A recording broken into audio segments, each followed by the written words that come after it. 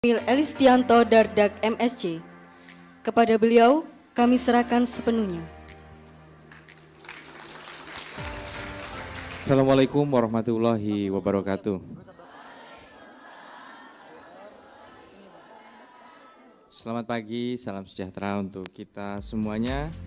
Yang saya hormati Pak Wakil Dekan yang hadir di sini, Kepala Program Studi, rekan-rekan narasumber, Pak Cahyo, Kepala Bakorwil Pemerintah Provinsi Jawa Timur di Jember, dan tentunya yang saya banggakan seluruh mahasiswi-mahasiswa dari Universitas Jember yang hadir di sini dan peserta seminar yang mungkin juga dari kampus lain. Ini yang membuat saya tentunya sangat antusias saat Ibu Gubernur menyampaikan tugas agar saya hadir di Jember, karena kita percaya bahwa Jember ini memang memiliki positioning yang strategis. Itulah sebabnya Bakorwilnya Jawa Timur juga adanya di Jember.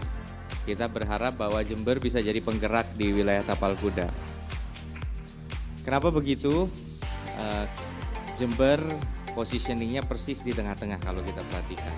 Jadi ke Lumajang tadi saya hitung jaraknya kurang lebih 55 km ke Lumajang. Kalau ke arah Bondowoso tambah 40 kilo, terus bisa juga ke Banyuwangi. Dan tentunya Bondowoso terus lagi Situbondo, dan Lumajang juga bisa akses ke Probolinggo. Dibilang lingkar Argopuro ya iya, tapi lingkar Ijen walaupun nggak langsung juga berdekatan dengan Jember. Jadi secara geografis positioningnya strategis. Wilayah pesisir memiliki akses ke pesisir selatan, tempat yang setelah ini saya akan bertolak ke sana yaitu ke Puger. Dan di Puger nanti kalau nggak salah Pak Konjen Jepang juga rencananya hadir, Pak Konjen Jepang. Jadi ini tentunya sangat strategis dan kami berharap ini Pak Presiden dengan Bu Gubernur sudah menyepakati tolong tentukan 3 titik-titik pertumbuhan.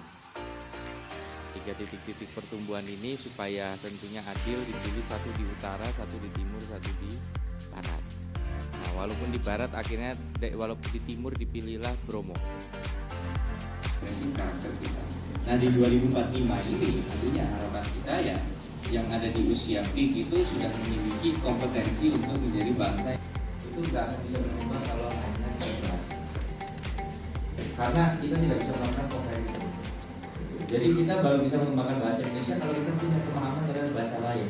Mau itu Arab, mau itu Prancis,